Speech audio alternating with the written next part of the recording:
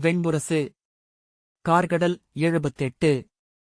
வாசிப்பது சந்தீப். தலைக்கு மேல் இருளில் வௌவால்கள் சிறகடித்துச் சுழன்று கொண்டிருப்பதை திருஷ்டத்யும்னன் உணர்ந்தான். அங்கே போர் தொடங்கிய பின்னர் அவ்வாறு வௌவால்கள் களத்தில் எழுந்து சுழன்றதை அவன் உணர்ந்ததில்லை. எங்கும் குமட்டலெடுக்கச் செய்யும் உப்புவாடை நிறைந்திருந்தது. வியர்வையும் குருதியும் கலந்தது. காற்றில் அசைவே இல்லை. எப்போதும் இரவில் குருக்ஷேத்திரத்தை நிறைத்திருக்கும் வலிமுனகல்களும் அழகிகளும் இல்லை.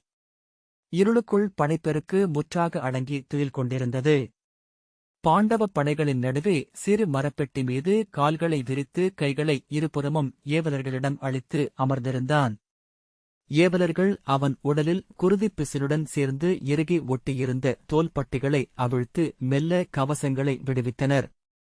கவசங்கள் ஆடைகளுடன் ஒட்டியிருந்தன. ஆடைகளை அம்புமுனைகள் தசைகளுடன் சேர்த்து தைத்திருந்தன. கவசங்களை கழற்றுவதில் அதற்குள் நன்கு தெரிந்துவிட்டிருந்த ஏவலர் முதலில் அம்பு பதிந்திருந்த இடங்களை சுற்றி ஆடைகளை கிழித்து கவசங்களை அப்பால் எடுத்து வைத்தனர். கந்தக மருந்துடன் கலந்து உருக்கிய தேன்வழியில் முக்கி எடுத்து மரவுரியை வலக்கையில் வைத்துக்கொண்டு இடக்கையால் அம்பு முனைகளை தசையிலிருந்து பிடுங்கி எடுத்தனர். குருதி சற்றே வரவிட்டு இருமுறை மரவுரியால் துடைத்தபின் மெழுகுடன் சேர்த்து புண்ணின் மேல் வைத்து துணியால் சுற்றி கட்டினர். அவன் உடலெங்கும் குருதி உலர்ந்து பொற்கோடியிருந்தது.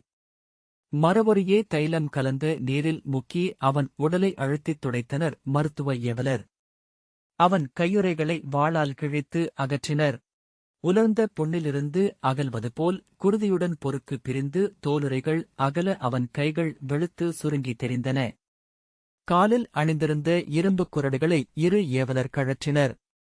பின்னர் அக்குரடுகளை அருகிருந்த மரவுரியால் அழுந்தத் துடைத்து குருதிப் பொறுக்குகளை நீக்கி நறுமணச் சுண்ணத்தால் கால்களைத் துடைத்து பின்னர் மீண்டும் குரடுகளை அணிவித்தனர். ஒவ்வொரு கவசத்தை கழற்றுகையிலும் அவன் வலியுடன் முகம் சுளித்தான். அம்புகள் பிடுங்கப்படும்போது மெல்ல முனகினான். அவன் உடலைத் துடைத்த பின் கவசங்களை மரவொரியால் துடைத்து உடைந்திருந்த பகுதிகளை அகற்றி புதியன சேர்த்து மீண்டும் அவனுக்கு அணிவித்தனர். தோல்பட்டிகளை இறுக்கி முடிச்சுகளைப் போட்டு கவசங்களை உரிய இடங்களில் பொருத்தினர். கவசங்கள் தசைகளின் மீது வலுவுடன் அறையாமலிருக்கும் பொருட்டு உள்ளே அழுத்தப்பட்டு தகடுகளாக மாறிய மரவொரிச் சுருள்களை உரிய இடங்களில் வைத்து இறுக்கினர். பின்னர் தலைமை ஏவலன் சற்றே விலகி தலைவணங்க திருஷ்டத்யும்னன் எழுந்து நின்று இரு கைகளையும் விரித்தான். புதிய கையுறைகளை அவன் கைகளில் அணிவித்தனர். விரல்களை விரித்து நீட்டி அவற்றை நோக்கியபின் அவன் அருகே தன் தேர் ஒருங்கிக் கொண்டிருப்பதை பார்த்தான். அதன் ஓசை அத்தனை நேரம் கேட்டுக் கொண்டிருந்தது. அவன் அதை ஓடும் தேரின் ஒலி என எண்ணிக் கொண்டிருந்தான். புண்பட்டிருந்த புறவிகள் அகற்றப்பட்டு புதிய புறவிகள் கட்டப்பட்டிருந்தன. அவற்றின் உடலில் தோல்பட்டைகளும் நுகமும் உரிய முறையில் பொருந்தியிருக்கிறதா என்று பாகன் இழுத்தும் அசைத்தும் நோக்கிக் கொண்டிருந்தான். இரு ஏவலர்கள் சகடங்களை ஆய்ந்து அச்சாணி உரிய முறையில் சுழல்கிறதா என்று நோக்கினார்கள். இறுகிய சகடம் தேரில் அசைவுகளை மிகுதியாக்கும். இறுக்கமற்ற சகடம் பள்ளங்களில் தேரை நிலைகுலையச் செய்யும். இரண்டுக்கும் நடுவில் ஓரிடம் அவர்கள் உள்ளத்தில் இருந்தது. ஒவ்வொரு முறை தேரை சீரமைக்கையிலும் மீண்டும் மீண்டும் இறுக்கி அதை உருக்கிக் கொண்டே இருப்பது தேர்வலர்கள் வழக்கம்.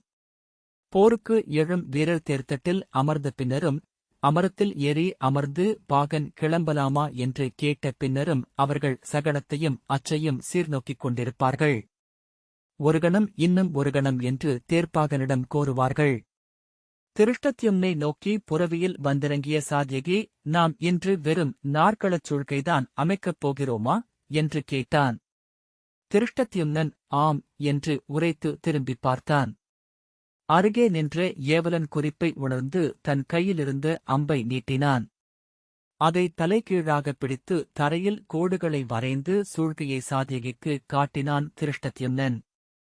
சாத்யகி குனிந்து சற்று கூர்ந்து நோக்கிய பின் தலையசைத்தான். பொழுது சற்று ஒளிகொள்ளத் தொடங்கிவிட்டிருந்தது. இருமுறை கௌரவப் படைகளிலிருந்து முரசொலி எழுந்தது. அவர்கள் தங்கள் படைகளை எழுப்பிக் கொண்டே இருக்கிறார்கள்.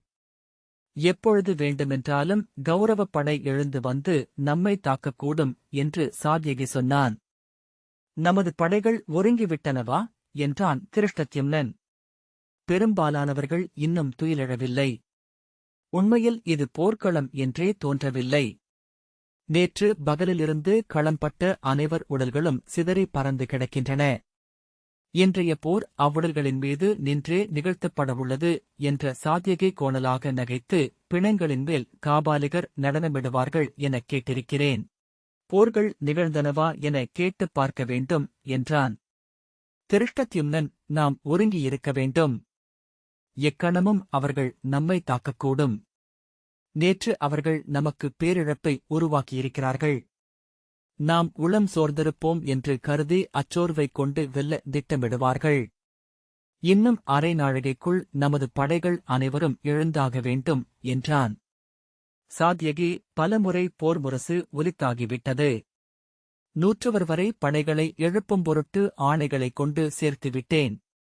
ஆனால் எவர் துயில்கிறார்கள், எவர் இறந்திருக்கிறார்கள் என்று கூட பிரித்தறிய முடியாத இந்த களத்தில் எப்படி படைகளை எழுப்புவது என்றான்.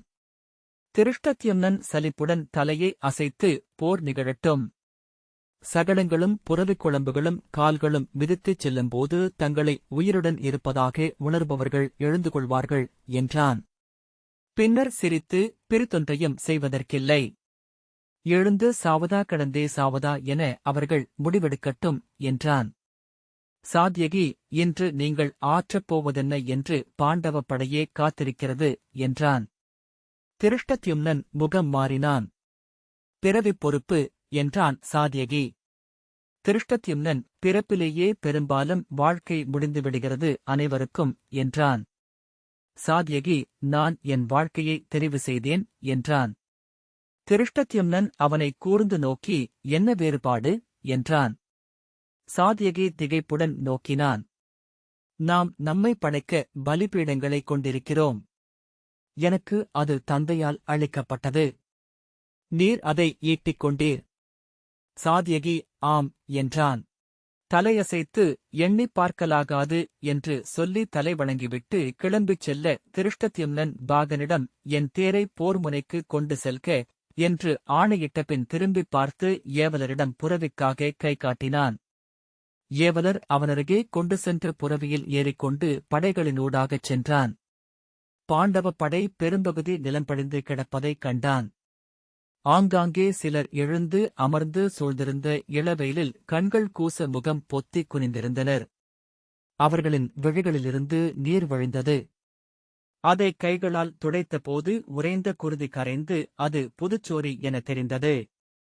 சிலர் குளம்படி ஓசையைக் கேட்டு உடல் விதிர்க்க திகைத்து நோக்கினர்.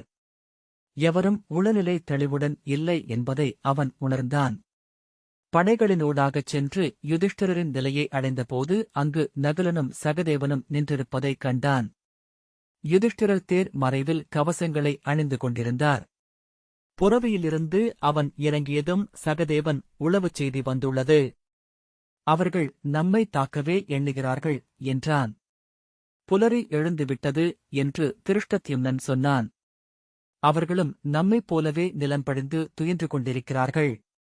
நம்மைப் போலவே தங்களது படைகளை முரசு கொட்டி எழுப்ப முயன்று கொண்டிருக்கிறார்கள். இப்போது எவர் முதலில் எழுவார்கள் என்பதுதான் எவர் படை கொண்டு வருவார்கள் என்பதை முடிவு செய்கிறது. யுதிஷ்டிரர் தேருக்குப் பின்னாலிருந்து புதிய கவசங்களுடன் வந்து, பாஞ்சாலனே, இன்றைய போர் உன்னுடையது. நேற்று உன் தந்தை களம்பட்டதற்கு இன்று நீ பழிநிகர் செய்தாக வேண்டும். இங்குள்ள அத்தனை படைவீரர்களும் அதை எதிர்பார்க்கிறார்கள். உன் குடிதெய்வங்களும் மூதாதையரும் விண்ணில் காத்திருக்கிறார்கள் என்றார். திருஷ்டத்யும்னன், ஆம், என் கடன் அது என்றான். துரோணர் படைமுகப்பில் எழுவாராயின் நமது வில்லவர் இருவர் உனக்கு துணை வருவார்கள். சாத்யகியையும் சுருதகீர்த்தியையும் நீ சேர்த்துக்கொள். அவரைச் சூழ்ந்து கொண்டு தாக்கு. அவருக்கு படையுதவிக்கு வர இன்று அங்கு அங்கனும் அஸ்வத்தாமனும் மட்டுமே உள்ளனர். அங்கனை அர்ஜுனன் எதிர்கொள்ளட்டும். அஸ்வத்தாமனை மந்தன் எதிர்கொள்ளட்டும். இன்றைய நாளே துரோணர் களம்பட்டாக வேண்டும். இல்லையேல் இப்போர் முடிவரவில்லை என்றே பொருள் என்றார். திருஷ்டத்யும்னன் தலைவணங்கினான். அவன் வஞ்சினம் ஏதேனும் உரைப்பான் என்று எதிர்பார்த்தவர் போல் யுதிஷ்டிரர் முகம் நோக்கி நின்றார். அந்த அமைதியை உணர்ந்து திருஷ்டத்யும்னன் தலை தூக்கி, பழிநிகர் கொள்ளவே நான் பிறந்திருக்கிறேன், அரசே. நன்கொணர்ந்திருக்கிறேன். இது என் நாள் என்றான். நமது படைகளை எழுப்ப வேண்டும் என்று சகதேவன் சொன்னான். யுதிஷ்டிரர் ஏன் என்றார். அரசே, அனைவரும் துயில் கொண்டிருக்கிறார்கள் என்றான் சகதேவன். வெயில் எழவிருக்கிறது என்று யுதிஷ்டிரர் சொன்னார். அவர்களை வெயிலே எழுப்பும். திருஷ்டத்யும்னன் இளையவர் பீமசேனர் எழுந்துவிட்டாரா என்றான். எழுந்துவிட்டார் என்றான் சகதேவன். யுதிஷ்டிரர் அவன் தென்காட்டுக்குச் சென்று அகிபீனா உண்டு படுத்தான். ஆனால் அரை நாழிகை கூட துயில் கொள்ளவில்லை. நான் சென்று அவனிடம் பேசலாம் என்று எண்ணினேன். வேண்டாம் என இவன் தடுத்துவிட்டான் என்றார். திருஷ்டத்யும்னன் அரசியிடம் செய்தி சொல்லப்பட்டதா என்றான். ஆம், நேற்றே தூதன் சென்று உரைத்துவிட்டான் என்றான் சகதேவன். யுதிஷ்டிரர் நன் குடியில் களம்படும் 3வது மைந்தன் கடோத்கஜன். ஆனால் அன்னைக்கு அவனே முதல் பெயர் மைந்தன். செய்தி அறிந்தால் உளம் தாங்க மாட்டார்கள் என எண்ணினேன். ஆனால் ஒரு சொல்லும் உரைக்காமல் வெறித்து விழிகளுடன் கேட்டிருந்தார்கள். பின்னர் எழுந்து உள்ளே சென்று விட்டார்கள் என்று தூதன் சொன்னான் என்றார். ஒன்றும் உரைக்கவில்லையா என்று திருஷ்டத்யும்னன் கேட்டான். அவன் களம்படுவான் என அன்னைக்கு தெரிந்திருக்கும்.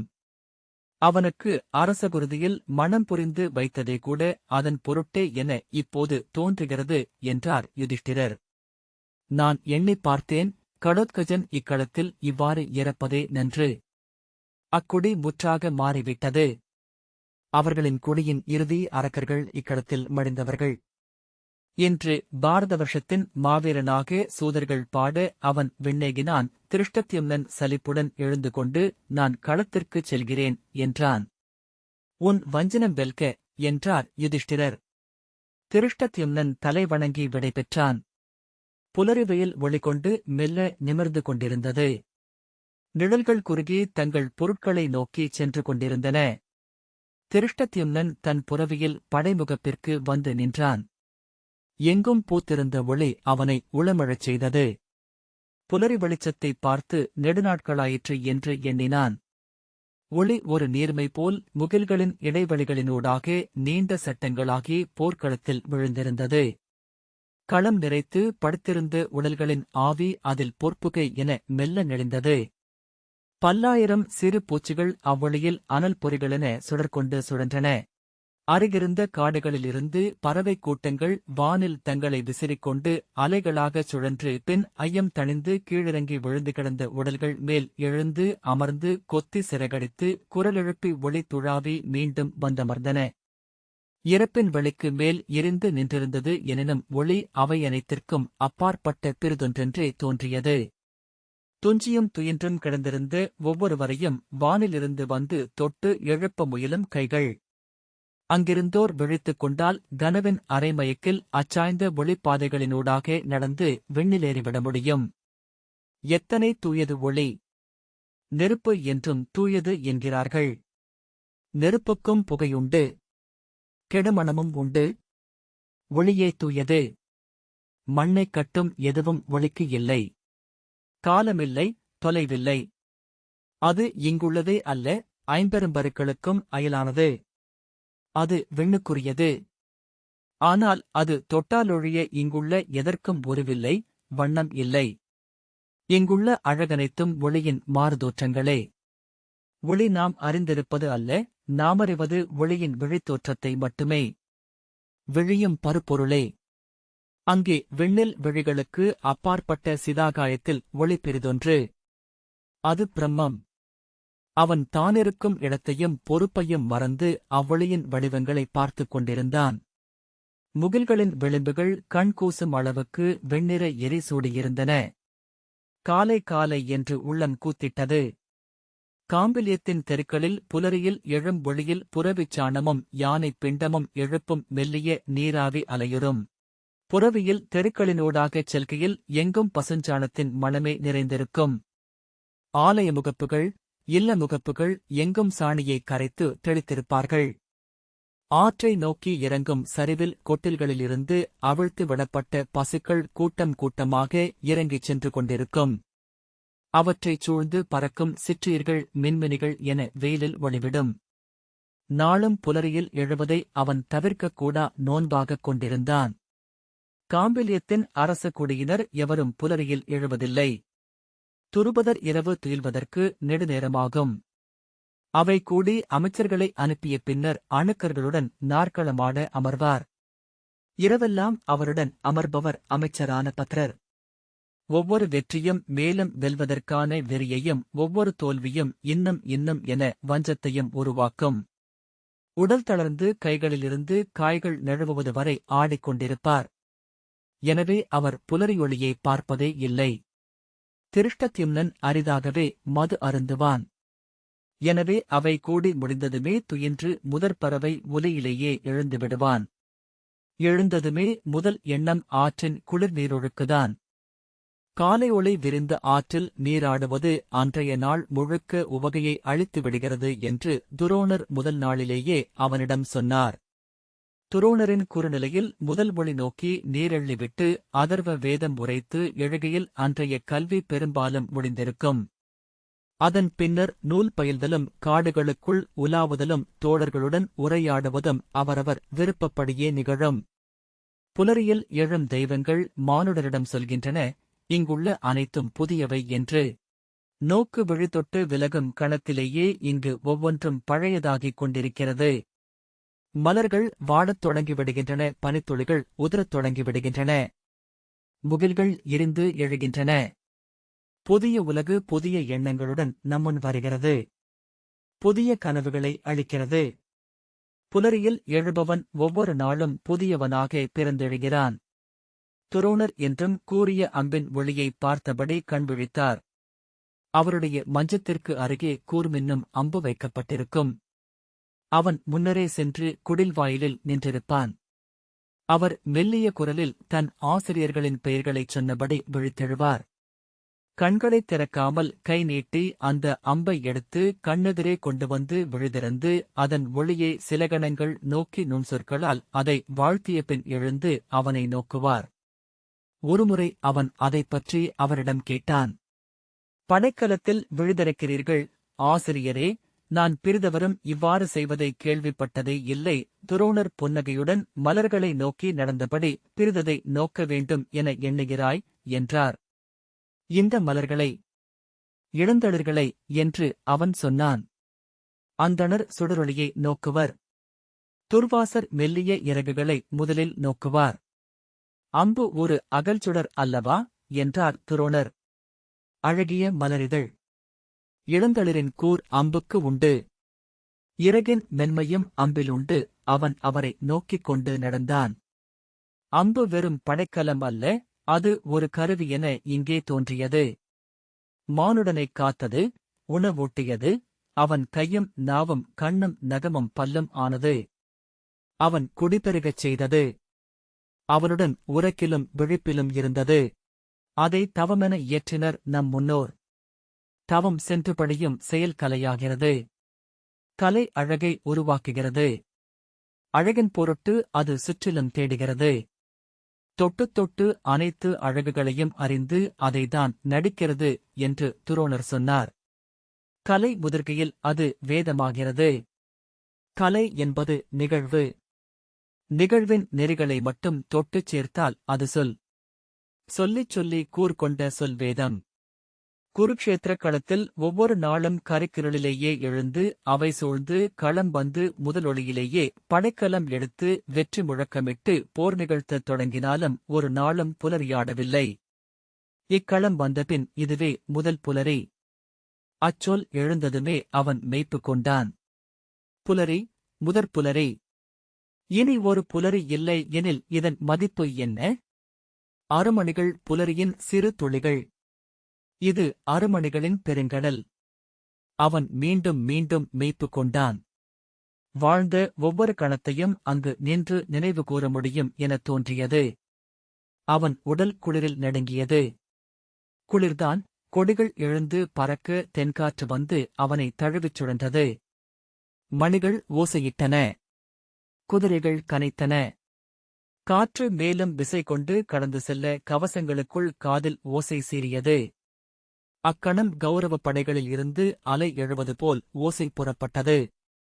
வில்லையும் அம்பையும் கையிலெடுத்தபடி அவன் திரும்பி நோக்க கௌரவப் படையின் தென்கிழக்கு மூலையிலிருந்து மறு எல்லை நோக்கி ஓர் அலை சுருண்டு செல்வதைக் கண்டான். படையினர் எழுந்தமர்ந்து ஓலமிட்டனர். தலையைப் பற்றிக் கொண்டு குனிந்தும் எழுந்தும் அவர்கள் தவிப்பதைக் கண்டு திகைத்து கண்கள் மேல் கை வைத்து நோக்குகூர்ந்தான். கொடுந்தெய்வமொன்றின் மூச்சுக்காற்று அவர்கள் மேல் பட்டது போல. அல்லது அனலெழுந்து பரவுகிறது. சகுனியின் போர்முரசு நடைமாறி வெறிகொண்டு ஒலிக்கத் தொடங்கியது. எழுந்தவர்கள் அவ்வொலியைக் கேட்டனர். ஒருவரோடொருவர் முட்டி மோதினர். பின்னர் தென்கிழக்கு மூலையிலிருந்து கௌரவப் படை நெளிந்து ஓர் அலை என்றாகி எழுந்து வந்து பாண்டவப் படையை தாக்கத் தொடங்கியது. நீண்ட ஆடை ஒன்றின் ஒரு மூலையைப் பற்றி இழுப்பது போல எனத் தோன்றியது. பாண்டவப் படையின் முகப்பில் மிகச் சிலரே எழுந்து நின்றிருந்தனர். பலர் படைக்களத்தில் அமர்ந்திருந்தனர். கௌரவப் படை வந்து அரைந்து எழுந்தவர்களின் தலைகளை கொய்தெடுத்தது. மிதிப்பட்டு அலறியவர்களை வேல்களால் குத்தி சுழற்றியிட்டனர். திருஷ்டத்யும்னன் தன் இடது கால் துடித்துக் கொண்டிருக்க வில்லை இறுகப் பற்றியபடி பாண்டவப் படையை பார்த்துக் கொண்டிருந்தான். அவர்களை எழுப்புவதற்கு எந்த வழியுமில்லை. பிறிதொன்று அங்கு நிகழ வேண்டும். விண்ணிலிருந்து அவர்கள் அனைவர் கனவுக்குள்ளும் சென்று முழங்கும் முரசொலியுடன் தெய்வமொன்று எழ வேண்டும். தன் விழிகள் கற்பனையை நனவெனக் காட்டுகின்றனவா என்று ஐயுறும்படி பாண்டவப் படை பின்வாங்கி சுருண்டு பின்னர் ஓர் அலைவளைவென்றாகி எழுந்து வந்து கௌரவப் படையை எதிர்கொள்வதைக் கண்டான். பல்லாயிரம் படைவீரர்கள் களத்தில் விழுந்து துயின்று கொண்டிருந்த நிலையிலிருந்தே வேல்களையும் வாள்களையும் விற்களையும் எடுத்தபடி களம் புகுந்தனர். தேர்களிலும் புரவிகளிலும் ஏறிக்கொண்டனர். யானைகளையும் அத்திரிகளையும் பற்றி வழிநடத்தினர். எந்த ஆணையுமில்லாது பாண்டவப் படை முந்தைய நாள் போர் முடியும் போதிருந்த அதே சூழ்க்கையைத்தான் அடைவதை அவன் கண்டான். அச்சூழ்க்கை ஒரு நுண்வடிவென அவர்களுக்குள் இருந்தது போலும். அச்சூழ்க்கையிலேயே அவர்கள் துயில் கொண்டிருந்தார்கள். அவர்கள் உலவிய அக்கனவுகளிலும் அச்சூழ்க்கை இருந்தது. விழித்து எழுந்த கணமே மறு எண்ணமின்றி அச்சூழ்க்கையில் தங்களிடத்தில் சென்று அமைந்தனர். திருஷ்டத்யும்னன் தன் கையை உயர்த்தி, தாக்குங்கள், எழுந்து போரிடுங்கள், பின்னடைய வேண்டாம், ஒரு கணமும் தயங்க வேண்டாம், வெற்றி நம்முடையதே, வெற்றிவேல், வீரவேல் என்று ஆணையிட்டபடி பாண்டவப் படைகளின் முகப்பில் நின்று கௌரவர்களை எதிர்கொண்டான். இரு படைகளும் ஊடுகலந்து போரிடத் தொடங்கியபோது சில கணங்களிலேயே அந்தப் போர் முந்தைய நாள் அந்தியில் நிகழ்ந்ததன் நீட்சி என்று தோன்றியது. நடுவே ஓர் இரவு கடந்து சென்றதே மறந்துவிட்டது போல. படைமுகப்பில் துரோணரின் தேர் எழுந்து அணுகுவதை திருஷ்டத்யும்னன் கண்டான். எதிரே இருந்து எழுந்த காலை ஒளியில் அவருடைய தாடி அனல் விழுதுகளென சுழன்று நெளிந்தது. அவருடைய கவசங்களில் செம்மை தழும்பியது. அவர் தொடுத்த அம்புகள் மின்னி மின்னி எழுந்து வந்து பாண்டவப் படைகளை அறைந்தன. அவன் தன்னை மறந்து அவரையே நோக்கிக் கொண்டிருந்தான். அவருடைய பறந்து சுழன்ற கைகளை விழித்தாழ்த்தி அவர் கால்களை பார்த்தான். பின்னந்தியில் அவர் துயில் கொள்கையில் அக்கால்களை அவன் மெல்ல வருடிக் கொண்டிருப்பான். அழுத்துவது அவருக்கு பிடிக்காது. மெல்லிறகால் என நீவிவிட வேண்டும். அவன் உள்ளத்தால் அக்கால்களை வருடினான். பின்னர் தன் வில்லை குலைத்து நாணேற்றி முதல் அம்பை அவரை நோக்கித் தொடுத்தான். இந்த வாசிப்பை கேட்டதற்கு நன்றி.